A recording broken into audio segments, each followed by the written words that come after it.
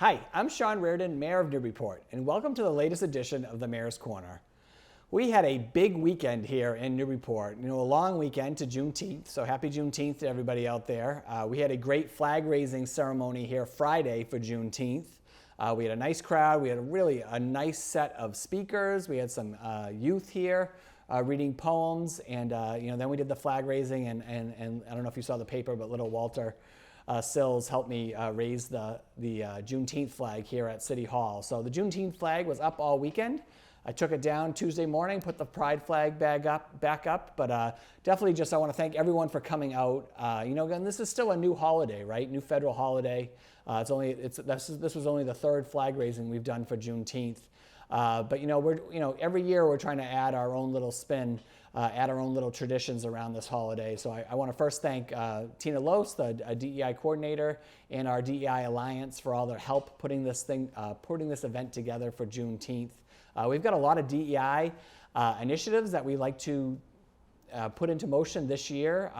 We're kind of in that interesting spot with DEI where, it's like, what's next? Like, what do we do? I think we're doing a great job. I think the Pride Board coming out of the DEI Alliance was really great, positive this year. We had a few great events this year as well. But now this year, we're going to be really looking to taking that next step, and we're going to be working on a strategic plan. So we've actually been having interviews with consulting groups who could come in and help us work on our strategic plan around DEI, and that'll kind of give us our roadmap of how to do this important work in the city. So we're excited about that. We should have an announcement about that by the end of the month, so by next week. So we're going to be excited to move on with that important work. What else happened this weekend? So I actually took part in the Favorite Poem Project as well. Deb Szabo, teacher extraordinaire up at the high school. This was their 21st year, I believe. I think that's what they said, for the Favorite Poem Project. So there was a number of us there, and last year was my first time going, but I picked a Newburyport poet last year, so I wanted to kind of stay in that theme. I'm a lover of all things Newburyport. So I actually, in honor of Pride Month, I picked Fran Dalton. And I think if you might remember, I talked about Fran quite a bit. There was a night honoring her earlier this year, all her work. She was a photographer, she was an artist, she was a performer, and then she also did poetry. And so I picked one of her poems from her book that I was given around that time. So it was a great way to honor her. And her poem was about an old Newburyporter character, Duncan Chase, who was a cool cat, as I was told, who passed away in 1980. So that was a lot of fun. That was Tuesday, so it was a great way to spend a rainy day. And then also it was Father's Day weekend. So I had a great Father's Day weekend with my family. I had my dad over for a cookout. My wife took the father-in-law out for dinner on Friday night. We had 2 soccer games that the grandparents got to come to, both losses, but still they had great seasons. Those were the championship games, so their soccer season's over, but we had a really great weekend. I'm hoping now the weather starts turning a little bit, gets a little warmer, so again, I think summer is finally here, I guess officially here today, but looks like we've got some good weather coming our way.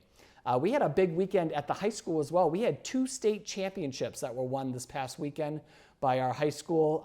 The girls tennis team won. They beat Weston. They got to play at MIT. They won 3-2.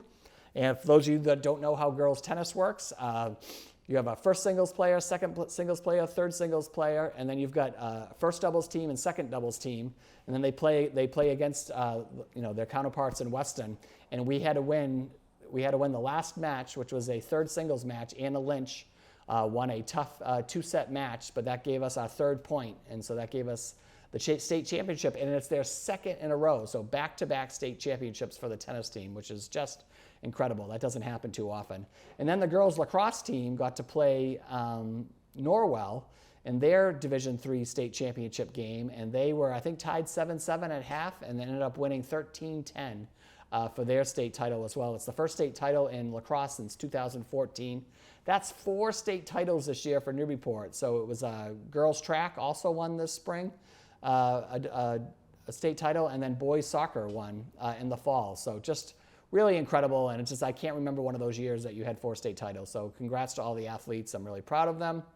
And then yesterday I did a pretty cool thing. So we had an event up at the high school, and it was a Ukraine, a girls basketball team from Ukraine was here, a high school team, and they scrimmaged our Newburyport players in a kind of a goodwill scrimmage But I got to meet the coach and the director of basketball operations for this team, and I got to meet all the players, and it was just a really fun atmosphere. These girls have been essentially removed from their country, right, since the war happened in Ukraine about 1.5 years ago, and they've just been together as a team. They've been away from their parents, and they've been traveling the world, doing these goodwill basketball games, while their country is going through this terrible ordeal. So it was a really nice event to be a part of. And again, I had a really crazy day yesterday, but one of the best parts of it was being able to take part in that. I did play-by-play for the game, which was a lot of fun, but it just seemed like everyone was just so happy to be involved in it. And so again, congrats to all the organizers. Specifically, I want to call out the Newburyport Girls Basketball Association, who kind of ran the event. They were the coaches, and and then Coach Karen Grutchfield up at the high school was the guest referee, along with Beth Castantini. So a lot of fun event. So congrats to all the organizers of that. So I was really happy to be a part of it. I also got to go to 2 different community organizations yesterday who were celebrating people who were stepping down from their boards. First, I went to the Friends of the Council of Aging. Ben Iacono, who has been a kind of a volunteer extraordinaire here in the city, but he was president of that organization for 11 years, and he was stepping down. He's become very involved in the Park Alliance and also a Livable Streets organization. But it was just great to go there and honor Ben. That was his last meeting as president at the Friends of Council of Aging. So congrats to Ben. Keep doing what you're doing. He's, again, one of our great volunteers here in the city. And then I got to go to the firehouse for their meeting, and they were celebrating 2 board members that were stepping down, Lois Hoeninger and Louis Rubenfield. I think Louis had been there for over 20 years on the board, and Lois was there for 15. So it was just great to go and celebrate those people. And I think it really speaks to all these events that I've just mentioned, really speaks to the spirit of volunteerism we have in the city. We have so many people who are willing to give their time for good causes here in Newburyport and for our community. And it's also, they're bringing all their expertise when they do that as well. So I think Newburyport does a great job leveraging, the talent that we have here in the city for a lot of different causes, whether it be serving on a board or commission or, a nonprofit. But we have so many people in Newburyport doing so many good things. So it was great to be out there and celebrating that yesterday. And then all that good stuff led up to last night, where we finally had our budget voted on. So our FY24 budget. Again, this is a long process. So the first meeting in May, I submitted our budget, and I'll just say quickly how the process works. So then that budget gets sent over to the Budget and Finance Subcommittee, which is chaired by Ward 1 Councilor Sharif Zeed, and he sets up the schedule for the next almost 8 weeks of, almost 8 weeks of budget hearings. So these are all open to the public, and they really take a department at a time. Sometimes they do a couple departments in one night, but they were on Tuesdays and Thursdays, and they go through every line in the budget in every department. And so it's a really great opportunity for department heads to come in and talk about the successes they've had this year, the goals they had, what trends they're seeing, but then also where they want to take the department next year. And we always have asks that we have, and then the school department goes through their process as well. So it all culminates in a vote that happened last night.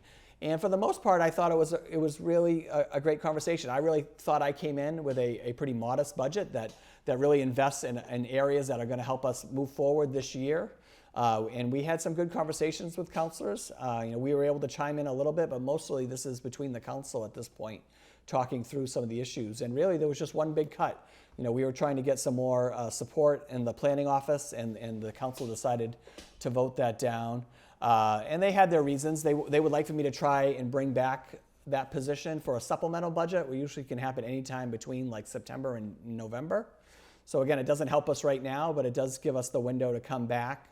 One thing I'll take away from that, and I said I'm thrilled that we have a budget, and I want to thank all our department heads for participating in the process and all the extra hours that went into it. I want to specifically call out the finance department, especially Ethan Manning, and then also my chief of staff, Andrew Levine, who was just very involved in all these conversations across the board.